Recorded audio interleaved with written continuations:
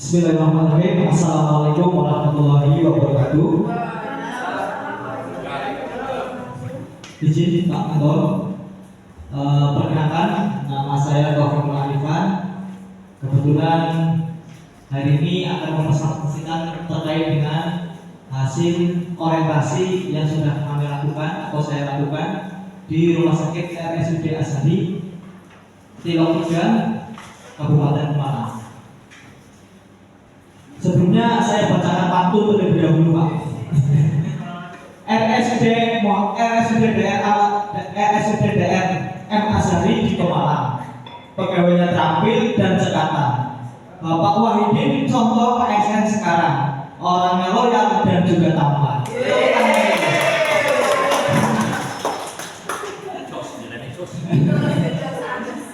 Baik, kami akan menyampaikan laporan orientasi instansi pemerintah bagi PPK Dinas Kesehatan Provinsi Jawa Tengah di ruang Poli Rawat Jalan Onkologi. Latar belakangnya adalah kenapa kita melakukan kegiatan itu. Yang pertama penting kita lakukan adalah pelatihan pembekalan atau orientasi yang bertujuan untuk memperkenalkan nilai-nilai tugas dan fungsi aparatur sipil negara kepada pegawai pemerintah dengan perjanjian kerja. Tentunya ada maksud, tujuan, waktu dan tempat. Ini hampir sama dengan teman-teman semuanya. Saya kira tidak perlu ditampilkan karena maksud, tujuan dan waktu serta tempat hampir sama. Adapun nilai etika yang harus kita pahami adalah memahami visi misi Kabupaten Pemalang. Di antaranya adalah visinya terwujud Kabupaten Pemalang yang adil, makmur, agamis dan ngamenin. Kayak barakatun ngamenin.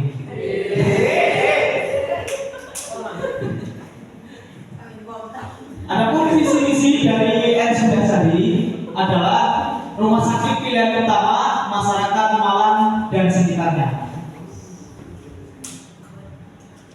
Kita masuk ke substansi pembahasan. Yang pertama adalah rencana hasil.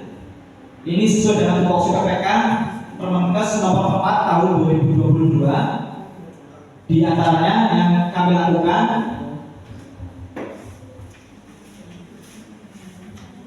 satu, melaksanakan pengkajian keperawatan dasar pada individu, melakukan komunikasi terapeutik dalam pemberian asuhan keperawatan, melakukan edukasi tentang perilaku hidup bersih dan sehat dalam rangka melakukan upaya promotif, memfasilitasi penggunaan alat-alat pengaman pelindung fisik yang mencegah resiko cedera pada individu. Yang kelima, melaksanakan perawatan luka. Yang keenam, melaksanakan dokumentasi tindakan perawatan. Ini yang bisa dilakukan di ruang Poli Rawat Jalan Onkologi. Baik, kenapa kita hari ini berkumpul? Kita harus memaknai berkaitan dengan berakhlak. Teman-teman sudah tahu berakhlak itu singkatannya dari berorientasi pelayanan, akuntabel, kompeten, harmonis, loyal, adaptif, dan kolaboratif. Harapannya setelah ini teman-teman dapat menerapkan nilai-nilai berakhlak dalam kehidupan sehari-hari, baik di lingkungan pekerjaan maupun di lingkungan rumah. Gitu nih, tidak hanya di rumah saja, tapi di pekerjaan juga dilaksanakan. Dari hasil NHK dapat saya ambil yang pertama adalah melakukan pengkajian keperawatan dasar pada individu sesuai dengan prosedur. Tahapan kegiatannya adalah melakukan pengumpulan data, melakukan klarifikasi, meneluskan dan melakukan dokumentasi. Outputnya adalah seluruh pasien di ruang polikologi yang terkaji. Kemudian perawatan nilainya adalah dalam melakukan pengkajian keperawatan saya menerapkan nilai berorientasi pelayanan dengan kata kunci responsivitas, kualitas, dan kepuasan. Di sini ada kata kunci yang dapat kita ambil dalam nilai berorientasi.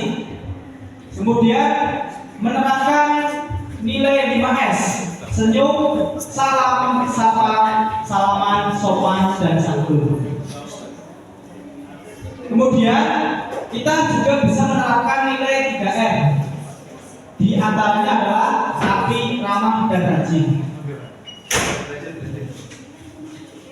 Kemudian ada harmonis dengan kata kunci peduli, perbedaan selaras. Dan selanjutnya adalah terapeutik dengan membagi semua orang apapun latar belakangnya dan membangun hubungan yang baik dengan semua pegawai apapun latar belakangnya, tidak membeda-bedakan di antara kita maupun pegawai yang lain, apalagi membedakan antara pasien satu dan pasien yang lainnya. Nilai selanjutnya dapat kita ambil adalah kolaboratif.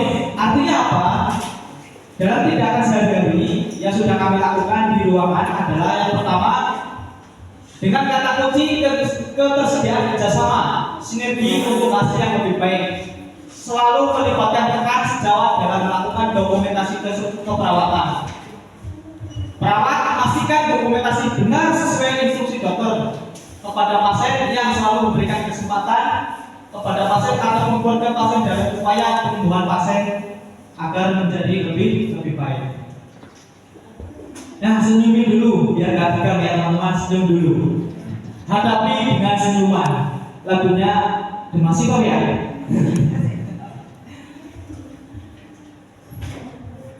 Baik, dari RHK yang sudah kami tampilkan, tentu ada inovasi yang akan kami ambil ke depan. Inovasi yang akan kami ambil tentunya menjadi bahan pertimbangan bagi RSUD untuk bisa meningkatkan apa-apa saja yang harus dilakukan ke depan. Yang pertama, ini namanya adalah inovasi naker pari. Naker tahu ya? Mengukur.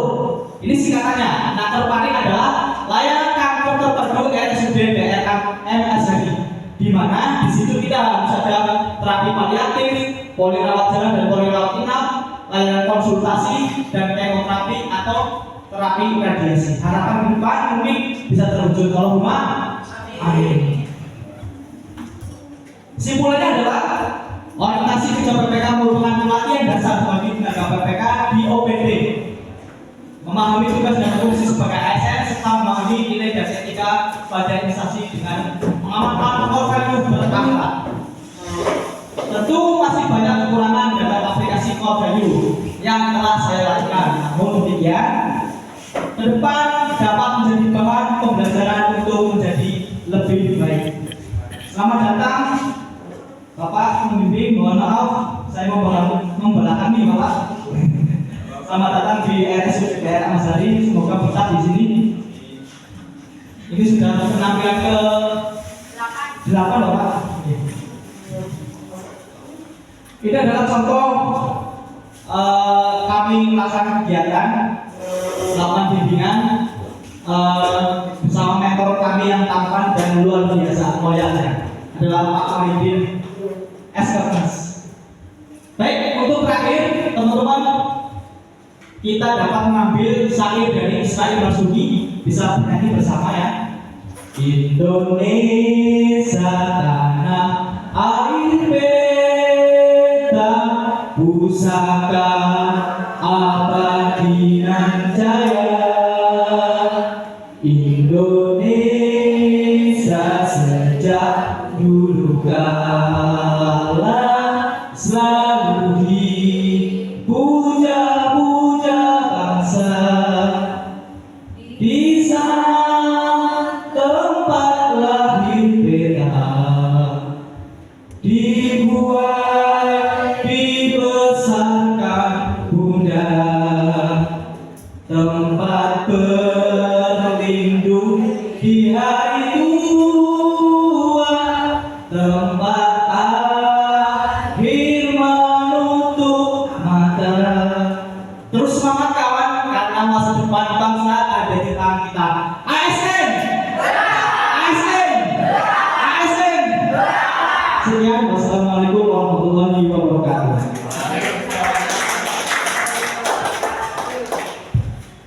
Baik, terima kasih untuk Mas Sofi yang sudah memaparkan hasil laporannya. Saya ucapkan selamat siang untuk Bapak.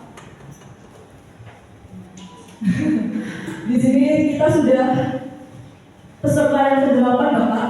Jadi kedepannya semoga Bapak yang seperti tadi Pak Taufik bicarakan tetap di sini untuk bisa menyelesaikan tugas dengan baik. Jadi tadi Mas Taufik sudah memaparkan kurang lebihnya 7 menit. Lanjut ke sesi pertanyaan. Apakah audiens ada yang bertanya? Monggo dipersilakan. Baik, monggo.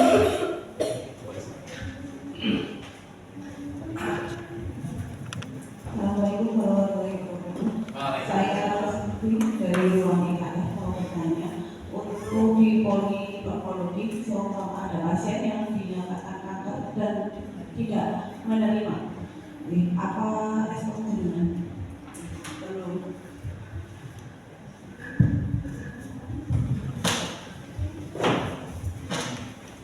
Baik, terima kasih atas pertanyaannya. Kami jawab semampu kami dan setahu kami. Yang pertama, hal itu sesuai dengan kita mengutip psikologi perawatan yang disampaikan oleh praktisi kita, yaitu Robert Ross. Yang pertama ada denial, fase marah, fase bargaining, depresi, dan terakhir adalah fase menerima. Dari kasus tersebut kita dapat ambil bahwa kasus itu adalah fase berduka tahap 1 atau denial, artinya tidak menerima diagnosa. Maka yang kita lakukan adalah sesuai dengan prinsip berakhlak. Pertama, kita tenangkan terlebih dahulu, kemudian biarkan si pasien tersebut menyampaikan keluh kesahnya. Kalau dia menangis, maka dengarkan tangisannya. Kalau dia marah, maka tenangkanlah, gitu. Selanjutnya bisa melaksanakan kegiatan dengan kolaboratif dengan pekerja lain atau pegawai lain, misalnya konseling dan dokter. Apabila itu belum teratasi, maka kita bisa melibatkan keluarga untuk menjelaskan lebih hati ke hati secara simpati dan empati kepada pasien, sehingga pasien dapat menerima keputusan diagnosa yang sudah dihadapi. Mungkin itu yang dapat kami sampaikan. Baik. Apakah ada salahan lagi? Ibu Siti sudah cukup? Baik, waktunya kurang sekitar 2 menit. Apakah dari Bapak Evan ada tambahan? Terima kasih. Saya ingin bertanya kepada Pak Taufik. Pak Taufik, saya berkesan tadi tentang panjenengan sudah bekerja di poliklinik. Tadi ada pertanyaan ya mengenai pasien cancer ya. Nah, saya ingin sih panjenengan merawat pasien yang tidak 1 minggu hari. Ini sudah dianggap di sini ada perilaku hidup sehat dalam rangka melakukan upaya promotif dan preventif. Apa yang menjadi gerakan Anda, dorongan Anda untuk meningkatkan kompetensi dan mendukung inovasi untuk perawatan pasien tersebut, baik dalam pelayanan di poliklinik ataupun pasca pulang dari poliklinik atau di rumah? Terima kasih. Terima kasih Pak Wahidin, setelah pertanyaannya sangat luar biasa. Berpikir sebentar. Tentu berkaitan dengan pasien onkologi adalah pasien yang lebih banyak pasti ada rambutannya. Maka penting bagi kita menjaga kebersihan diri dan kebersihan pasien. Di antaranya adalah kita melakukan 5 momen cuci tangan atau 5 momen cuci tangan. Itu penting, harus kita lakukan. Yang kedua, libatkan keluarga untuk selalu menjaga lingkungan. Lingkungan rumah itu sangat penting. Karena apa? Karena kita tidak bisa mengawasi di rumah, yang bisa mengawasi adalah keluarga masing-masing. Yang kedua, untuk meningkatkan kesembuhan luka, maka penting bagi kita selalu mengedukasi kontrol kepada pasien agar tepat waktu dalam berkontrol, agar tidak menimbulkan bahaya yang lebih. Begitu Pak, mungkin dari saya.